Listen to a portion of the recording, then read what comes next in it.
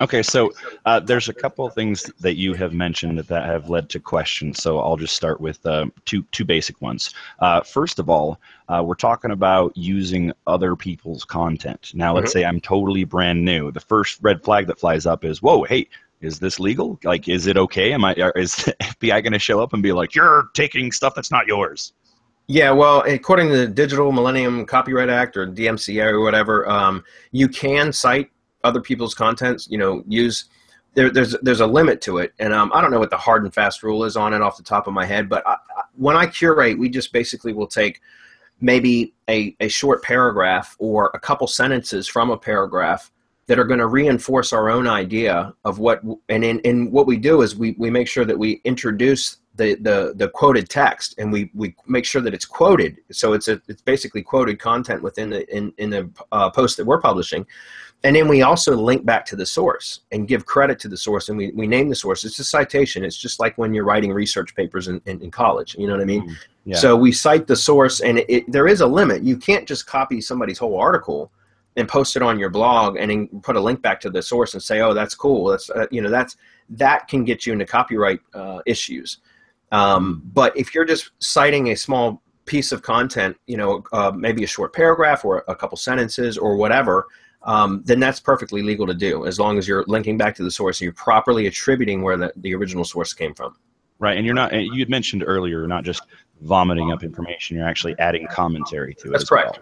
Yeah. That's correct. You are making a unique piece of content out of your own opinion and other people's content to kind of reinforce, or you can even, what's great about curating is you can even do posts with like opposing opinions within the same post, because you can cite one article that takes one stance on a particular topic, and then cite another article that takes another, and then you can kind of moderate the debate yourself with your Ah. own commentary. And so there's a lot of options that curating opens up that would be more difficult to do without being able to cite other people's content. Does that make sense? Yeah. No, I really like that because one of the other barriers that I would see myself as a new viewer to this concept is, well, wait, this isn't mine. I feel bad about taking someone else's thing. But what you just said, like, inject yourself as a part of the storyline. This guy says this. This guy says this. What do you guys think? And they open it up to the audience, and the conversation goes from there. That's right.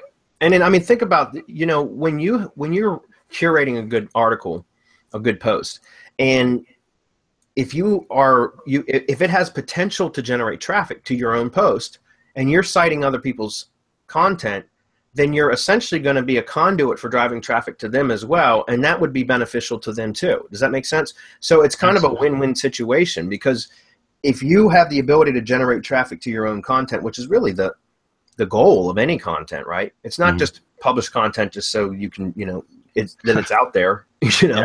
know, the goal of publishing content is to generate traffic, is And to you want get to do people. it. I'm sorry, go I'm ahead. sorry. Well, and you want to do it as efficiently as possible, right? Yeah. And so my point is, if you got content out there that you are curating and you're citing other people's sources, which makes your content better because you don't have to be an expert, like I said, because you're using other people's who are experts in that subject matter, using their content to create your piece of content with your opinion, your commentary added to it.